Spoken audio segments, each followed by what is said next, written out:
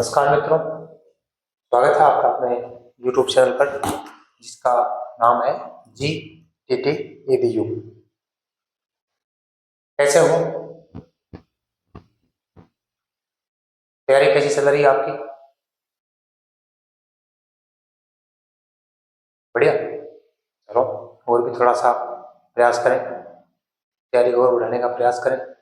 देखिए, आपको पता ही है कि इस चैनल के माध्यम से हम आपके लिए गणित विषय की कक्षाएं लेकर आते हैं समय समय पर। और हमारी जो गणित के अंतर्गत अभ्यास की जो प्रश्नावली चल रही है वो है लाभ हानि की।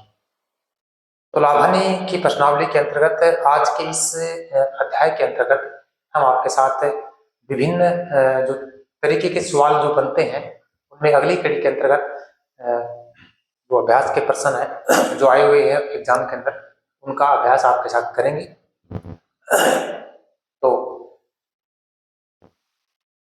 ध्यान से देखें। यदि चैनल पर नए हैं तो सब्सक्राइब करें, वीडियो को लाइक करें, शेयर करें, कमेंट करें। देखिए, गणित जो है उसमें हमें एक महत्वपूर्ण बात तो ये है कि दिमाग से ये बात निकाल देनी चाहिए कि हमें गणित नहीं आएगी। ऐसा नहीं हो सकता। और निरंतर अभ्यास की आवश्यकता है। थोड़ा थोड़ा प्रयास करते रहें, गणित आपको आ जाएगी। जितना ज़्यादा गणित के पास जाएंगे गणित उतनी आपके पास आती जाएगी। जितना गणित से दूर होते जाएंगे गणित आपसे उतनी ही दूर होती जाएगी।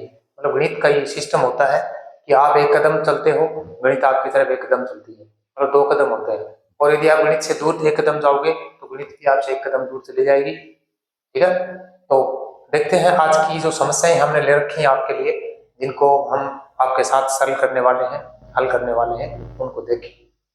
देखिए, पहली जो समस्या है अपनी जो पहली समस्या है नंबर 1, आपको पता है अपनी जो प्रश्नावली है उसका नाम है लाभ हानि, यानी प्रॉफिट एंड लॉस।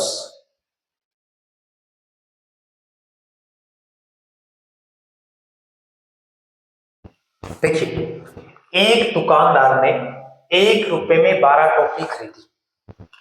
ध्यान से सवाल को पढ़ लो। यदि सवाल को आपने ध्यान से पढ़ लिया, समझ लिया, तो आधा जो सवाल है यहीं पर हल हो जाता है। और यदि सवाल को नहीं समझ पाते हैं तो हमारे लिए दुविधा ये उत्पन्न हो जाती है कि करें तो करें क्या। एक दुकानदार ने 1 रुपए में 12 टॉफी खरीदी। इसका मतलब 12 टॉफी जो है उनका विक्रय मूल्य 1 रुपए। सीधी सीधी बात है ना। मतलब 12 नग है, 12 की जो है 1 रुपए में आती है टॉफी। उनको 20% लाभ पर बेच दिया। इनको बेच दिया 20% लाभ पर। तो बताइए उन्होंने टॉफी किस दर से बेची? मतलब 1 रुपए में कितनी बेची होगी? तो पहली बात तो ये है कि आपके पास ऑप्शन देखो, 1 रुपए में 10, 1 रुपए में 11, 1 रुपए में 12, 1 रुपए में 13। भाई लोगों, थोड़ा सा दिमाग लगाओ। मैं कोई सवाल भी ना करे उत्तर बता सको दे। कारण बताऊंगा था। कारण देखो कि 1 रुपए में उसने कितनी खरीदी थी? 12 खरीदी। 1 रुपए में कितनी खरीदी? 12। और 20% लाभ ले लियो। 20% ले लियो लाभ, मतलब 100 रुपए तो हो 2 रुपया, 100 रुपए तो हो 2। देखो मतलब 2 कम होगी। अरे 1 रुपए में 12 बेच सको, 1 रुपए में 13 बेच सको, 1 रुपए में 12 कम ही बेच जाएगी ना। तो कितनी कम बेच जाएगी? 20% 2 10। उत्तर है पहला। तो आप अपने हिसाब से निकालें और कमेंट में पहले बताएं। मैं आपके साथ ये सवाल जो है 2 तरीके से हल करता हूं, आप देखते रहें कैसे करते हैं। तो सॉल्यूशन इसका देखो, पहली बात तो ये है कि 12 टॉफी जो है वो कितने में खरीदी? 1 रुपए में। तो भाई 1 टॉफी है वो कितने रुपए की है? 1/12 रुपए की। एक टोपी 1/12 रुपए क्या होगी ना। अब रामबाण भी लगाओ।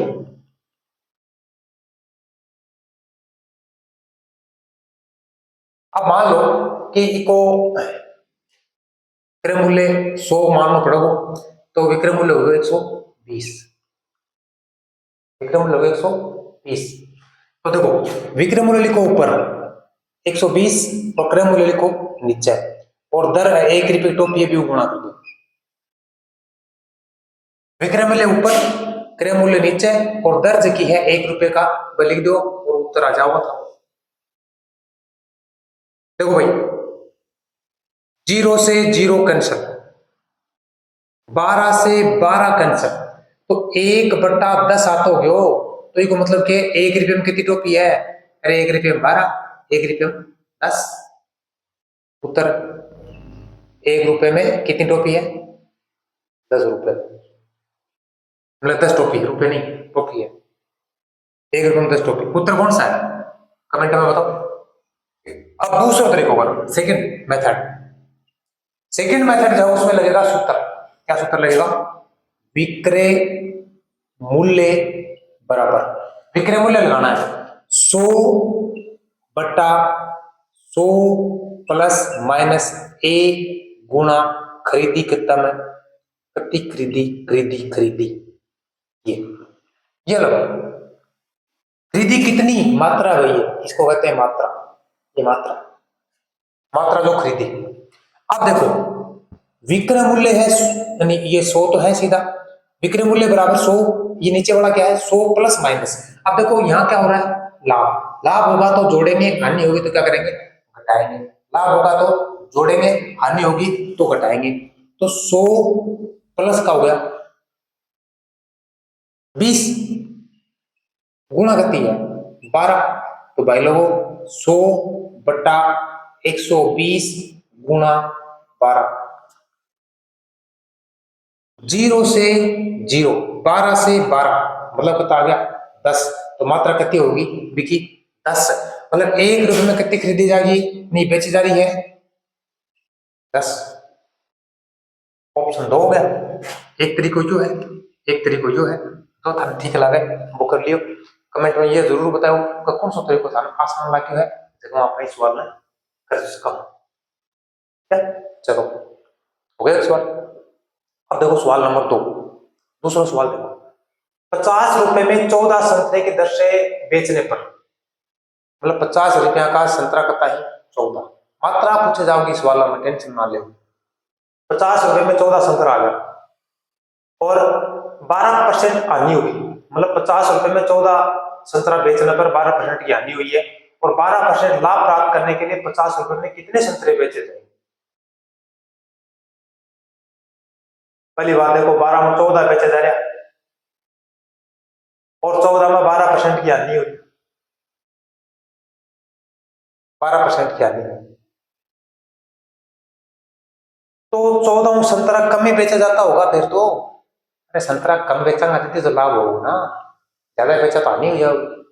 ठीक है, तो 50 रुपए में 14 संतरे बेचे गए, और अमित ने इस यहाँ पर हानि उठाई है 12%, और 12% लाभ प्राप्त करने के लिए 50 रुपए में कितने संतरे की दर से बेचना चाहिए। और रेलवे में 2006 में प्रश्न आया है। ऑप्शन ए में 10, बी में 11, सी में 12, डी में 13। संतरा की संख्या, संतरा की संख्या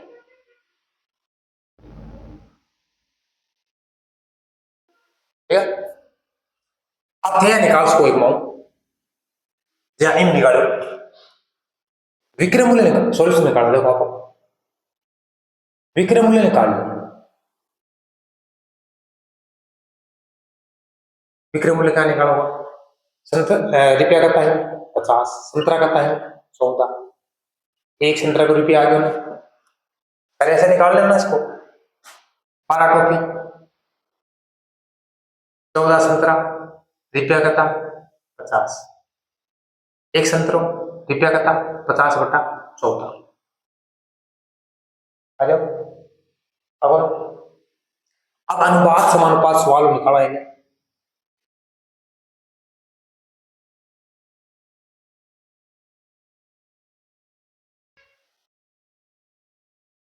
ठीक है। अनुपात समानुपात सवाल निकाला तो देखो 50/14 अनुपात, 50/14 अनुपात।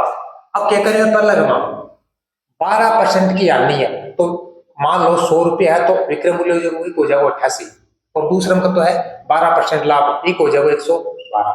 कोई दिक्कत कौन नहीं। एक को मूल्य अतो तो एक को विक्रय मूल्य 88 समानुपात, दूसरा को मूल्य पतो को नहीं तो एक को विक्रय मूल्य अपन दे रखा है 112। यो तो आगो एक को विक्रय मूल्य पहला को मतलब शुरुआत पहली कंडीशन को, और इको विक्रय मूल्य 18 क्योंकि 12% की मतलब 88 और 12% की हानि हो रही है तो 100 में उठाना तो 12 88 आ जाएगा समानुपात। दूसरा को अपन बेरो को नहीं करते है x और 115 क्योंकि 12% लाभ चाहिए अगला। अब आंतरिक पदों का गुणनफल और बाह्य पदों का गुणनफल क्या हो, 88 गुणा x बराबर 50/14 गुणा 112। 14 को पढ़ो बोलो अब तो 14 112 आगे लिख दो। x को मान ज्ञात कर लिया आप ना, तो ऊपर है 50 गुणा 8/88 गुणा मैंने चौदह गुना 88 तो भाग दे दो भाई कितना हो 11 बार कितना आगा 50/11 उत्तर है भाई जी 50 रुपया में कितना बेचा जाए 11। अरे 50 वो पूछा ना कि 50 रुपया में कितना बेचा जाए तो 50/11 मतलब 50 की कितनी इधर है 11, 8/50 की दर कितनी है 14, 8/50 की दर कितनी है 11, तो उत्तर कौन सा है बी। और चलो तरीको दूसरों का सेकंड तरीको मैं आपका सूत्र लिखा विक्रय मूल्य, विक्रय मूल्य बराबर 100 प्लस माइनस 1/100 प्लस माइनस 1 गुणा मात्रा। यहाँ सोचोगा तो गुरुजी अटा तो 100 का प्लस माइनस लिखोगा नहीं, देखो कारण क्या था यहाँ पर केवल एक आपको लाभ दे रखा है बाकी यहाँ दो दे रखी है, लाभ और हानि दोनों दे रखी है ना, तो पहले में हानि है दूसरे में लाभ है। यहाँ पर केवल एक चीज दे रखी है आपको कि बेचा जाए तब लाभ होगा, और यहाँ पहले बेचा गया तो हानि हुई फिर बेचा जाए तो लाभ होगा तब ये आएगा, और यदि अकेला है इस प्रकार से तब ये सूत्र लगेगा। ठीक है चलो बात करते हैं विक्रय मूल्य। तो विक्रय मूल्य अपन को ज्ञात करना सूत्र को है 100 प्लस माइनस 1/100 प्लस माइनस 1 गुणा मात्रा।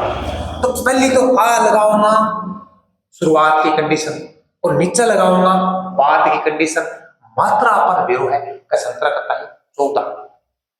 ठीक है तो देखो 100 माइनस 12 हानि माइनस आऊंगी, दूसरी है 100 प्लस 12 क्या होगी लाभ है, गुणा की है 14 ये हो 88/112 गुणा 14 नहीं होगा ना।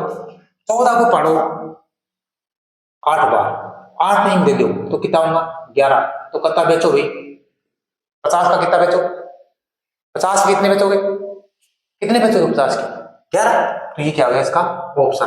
कमेंट में बताना भाई उत्तर कौन सा है, और दोनों में से आपको जो तरीका सही लगा है वो बताना मेरे को। देखो इतना बड़ो तरीका है इतना ही है वो है ही क्यों बड़ो यो तो होगा ये भी तो बड़ो, इसको आप ऐसे कर सकते हो ना जैसे ये बताया मैंने आपको कि 12 टोपी 1 रुपए की, तो यहाँ 14 है वो 50 रुपए की, एक कितने की 50/14 की, अनुपात समानुपात से निकाल लो।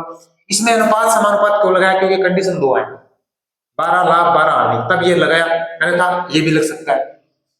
यहाँ ये सूत्र लगाया ये सूत्र यहाँ क्यों लगा ऊपर 100 प्लस माइनस क्यों नहीं आई क्योंकि केवल कंडीशन एक है लाभ दे रखा है केवल अकेला है, और यहाँ पर क्या है हानि लाभ दोनों दो कंडीशन दे रखी है, मतलब एक बार बेचा फिर वापस बेचे, एक बार बेचे फिर वापस बेचे, इसमें एक बार ही बेचना है, इसमें एक बार ही बेचना है, इसमें 2 बार है तो 2 बार बेचेंगे तो दोनों का तुलनात्मक अध्ययन करना पड़ेगा ना। तो भाई ये 2 सवाल आपके सामने मैंने किए हैं इनको उतारे फिर हम चलते हैं आगे और करते हैं आपके लिए सवाल।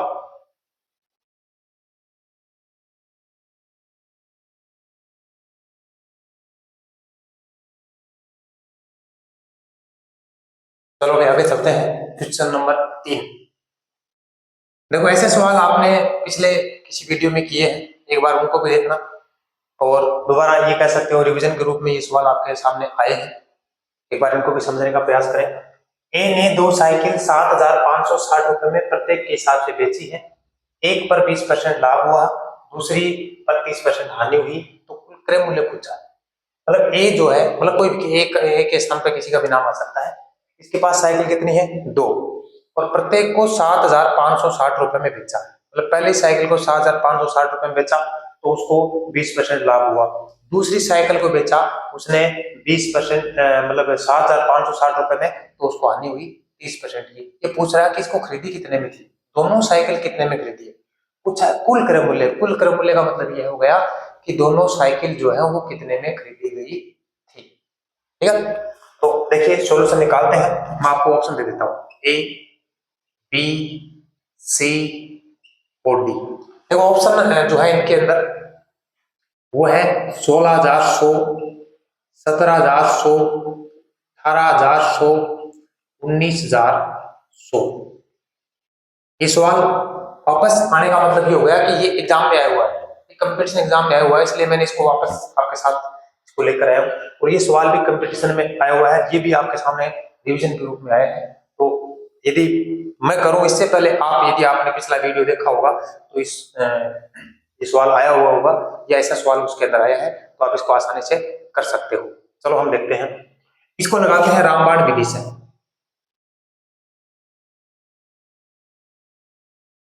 रामबाण विधि, देखो रामबाण विधि क्या कहती है? रामबाण विधि ये कहती है कि जिस चीज को ज्ञात करना होता है या जो चीज निकालनी है, जिस चीज को ज्ञात करना है, जो चीज निकालनी है, उस चीज को ऊपर रखें। जिस चीज को निकालना है, जिस चीज को ज्ञात करना है, उसको ऊपर रखा जाए। जो दे रखी है उसको नीचे रखा जाए, जो दे रखी है उसको नीचे रखा जाए, उस सवाल को निकाला जाए। निकालते हैं, हाँ सही गल है। देखो जो चीज आपको निकालनी है उसको क्या करें? ऊपर रखें। मतलब जो ज्ञात करनी है, जो चीज ज्ञात करनी है उसे ऊपर रखें। तो यहां ज्ञात क्या करना है? और दे रखे और रियो रियो रियो रियो ज्ञात करना है। यहां पर क्या ज्ञात करना है? तो यहां पर ज्ञात करना है क्रय मूल्य। आपको सवाल में इसको लिखने की आवश्यकता नहीं है, बस दिमाग में रखना है इसको, मैं इसलिए लिख रहा हूं आपको। तो ज्ञात क्या करना है? क्रय मूल्य ज्ञात करना है। ज्ञात क्या करना है? क्रय मूल्य। अब मान ले 100 रुपए, मान ले कितना है? 100 रुपए है। ठीक है, तो पहली बार में कितना हो गया? पहली साइकिल की बात करें तो विक्रय मूल्य हो गया 120, हो गया नहीं हो गया? 20% लाभ है ना। दूसरी का 70, क्योंकि हानि है। दूसरी का क्या है? 30% हानि है। अरे भाई क्रय मूल्य आप 100 रुपए मान लो, हमें नहीं दे रखा, हमें याद करना है। क्रय मूल्य 100 रुपए मान लिया आपने, तो पहली साइकिल बेची है उस पर 20% लाभ हुआ, तो कितना हो गया विक्रय मूल्य? 120। दूसरी साइकिल को बेचा, उस पर हानि हुई 30%, तो 100 में से 30 घटा देंगे तो कितना हो गया? 70। अब बात करते हैं पहली, पहली साइकिल, पहली का क्रय मूल्य बराबर जो ज्ञात करना है वो ऊपर, तो क्रय मूल्य ऊपर, और इसका भी क्रय मूल्य है वो नीचे। पहली साइकिल का क्रय मूल्य ऊपर, जो विक्रय मूल्य है वो नीचे, और गुणा किससे करें? आपका जो दे रखा है मान कि कितने में बेचा, इसको सरल करें भाई, तो 0 से 0 कैंसिल, 0 से 0 कैंसिल कर दो। 12 का भाग इसमें देते हो कितनी बार जाएगा? 63 बार जा रहा है, तो ये हो गया 6,300, क्योंकि 100 से गुणा करोगे ना इसको, तो ये हो गया पहली साइकिल का क्रय मूल्य। पहली का क्रय मूल्य यानी जो ज्ञात करना है वो ऊपर, विक्रय मूल्य नीचे, और जो आपको ये राशि दे रखी है ना कितने में बेची वो आगे। अब बात करते हैं दूसरी साइकिल की, दूसरी का क्रय मूल्य,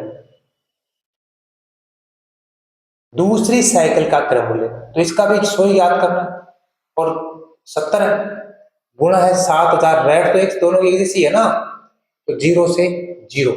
अब 7 का भाग इसमें देते हो, 108 बार जाएगा भाई, 7 एकम 7, 0 7 8 56, 108 बार। यदि 108 को 100 से गुणा करते हैं तो ये कितना आता भाई, 10,800 रुपए। तो पहले का क्रम मूल्य, दूसरे का क्रम मूल्य, आपको क्या पूछा है, कुल मतलब दोनों का बताओ, तो क्या करोगे, कुल क्रम मूल्य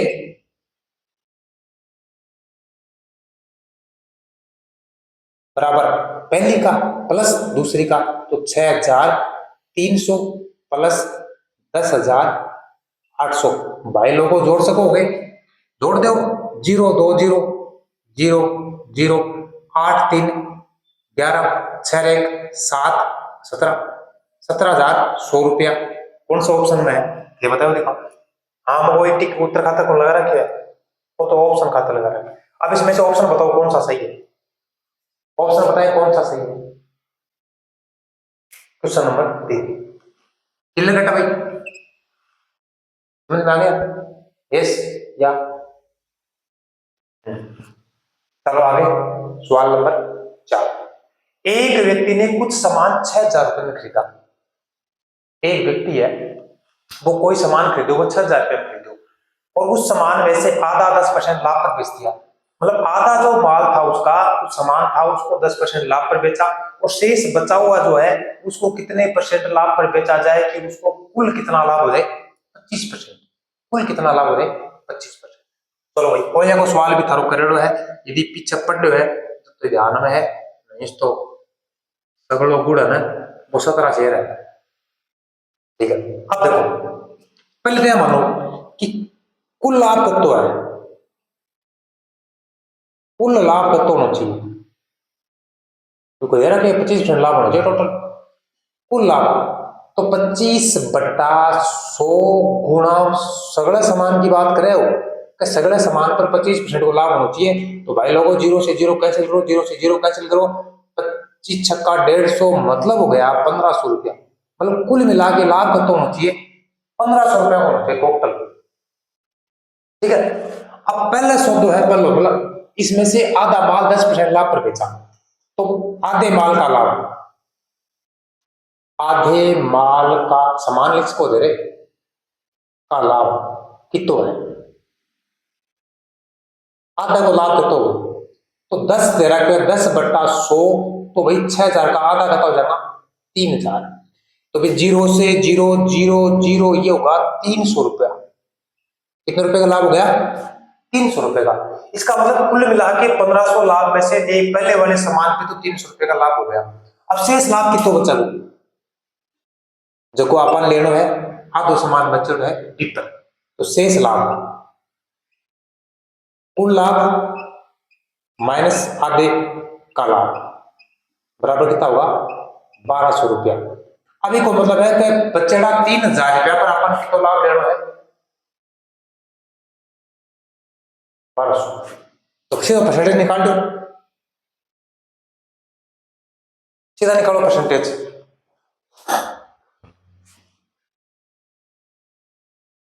लाभ प्रतिशत बराबर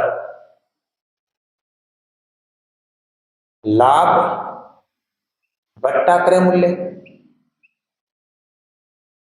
गुणा 100। तो लाभ भाई चाहे अपन 1,200 रुपया हो, 71 रुपया पर, 3,000 रुपया पर, क्योंकि आधो माल बचोड़े भी की बात करें ना, तो गुणा के कर दो 100 भाई लोगों।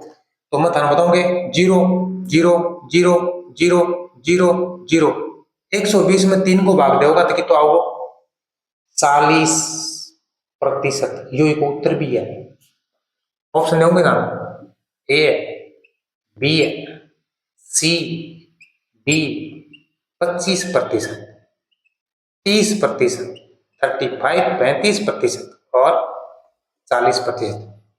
तो वो बच्चे माल के ऊपर कितो परसेंट लाभ ले, तो बिल्कुल मिला के कतो लाभ हो जाओगे 25%। तो बच्चों जो माल है, मतलब आधो जो माल बच रहे है भी माल पर, यदि वो 40% लाभ पर भी बेच देवे तो बिल्कुल मिला के पूरा सौदा का मां 25% को लाभ, मतलब सवाल एक तरीको बताऊं देखो, चलो और तरीको बता दे, इसे बता दो, इधर बता दो। देखो भाई लोगों हल के कर लो मंत्री को ताज कर लियो। देखो पहलो माल है वो आधो है 3,000 रुपया को, विपर लाभ का तो लेवा है 10% घटा सो, कोई दिक्कत को नहीं।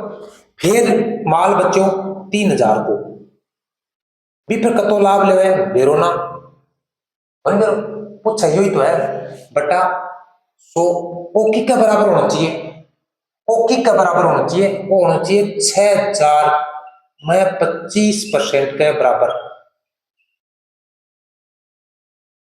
मतलब 6,000 रुपया पर 25%, देखो कुल कुल कुल 6,000, 25% लाभ तो 25/100, और यदि अन दोनों जोड़ा तो एक के बराबर ही एक के बराबर।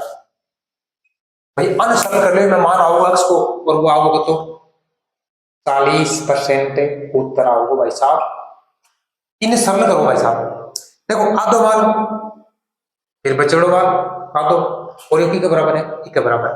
तो आप इसको ऐसे करके भी सवाल को हल कर सकते हो। सवाल नंबर 4 की बात कर रहे हो तो वो सॉल्यूशन जो है वो हल करो और मन बताओ उत्तर में कई का उत्तर बराबर आ रहे हैं या नहीं आ रही है, या खाना वो तो सही लग रही है या कोई सही लग रही है, मतलब इनमें से दोनों में से जो आपको सही लग रहा है क्या तरीका, उस तरीके से आप इस सवाल को हल करें, ठीक है ना। तो भाई लोगों एक छोटी सी बात और बताऊं, अभी रीट का एग्जाम जो है वो फरवरी के आसपास बता रहे हैं कि फरवरी में है, तो हम इस चैनल के माध्यम से आपको रीट जो लेवल फर्स्ट है लेवल सेकंड है उससे संबंधित स्पेशल क्लासेस जो है मैथ्स की और साइंस की, यानी पर्यावरण अध्ययन जो है उसकी कक्षाएं जो है आपके लिए इसके अंदर लेकर आएंगे, और वो संभवतः 1 या 2 दिन में हम उसको स्टार्ट कर देंगे, और वो चलेगा 0 बेस से, मतलब 0 से संख्या पद्धति शुरुआत में है, जैसे परिमेय संख्या है, परिमेय संख्या प्राकृत संख्या, वहां से हम शुरू वापस करेंगे। हालांकि ये मैंने पहले पढ़ा दिया था और उस समय हमारे पास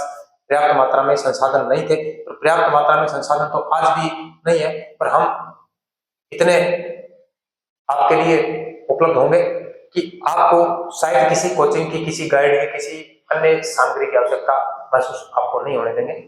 ये आपके साथ हमारा वादा है, तो बने रहे हमारे साथ। हम मिलेंगे आपको अगले वीडियो में, और एक लाभ हानि की प्रश्नावली के अभ्यास की जो प्रश्न है वो प्रश्न आपके लिए एक और लेकर आएंगे, और वो लेकर आने के बाद शायद कोई ऐसा सवाल बचने वाला नहीं है कि यदि आपके किसी कंपटीशन एग्जाम के अंदर लाभ हानि की प्रश्नावली है और आप इन सवालों को सारे को निकालें और समझ में ले लें तो आप कोई सवाल हल कर पाओगे। तो एक बार वापस कहते हैं आपको, यदि चैनल पर नए हैं तो सब्सक्राइब करें, वीडियो को लाइक करें, कमेंट करें, ठीक है ना। तो मिलते हैं अगले वीडियो में, तब तक खुश रहें, मस्त रहें, स्वस्थ रहें, प्रणाम।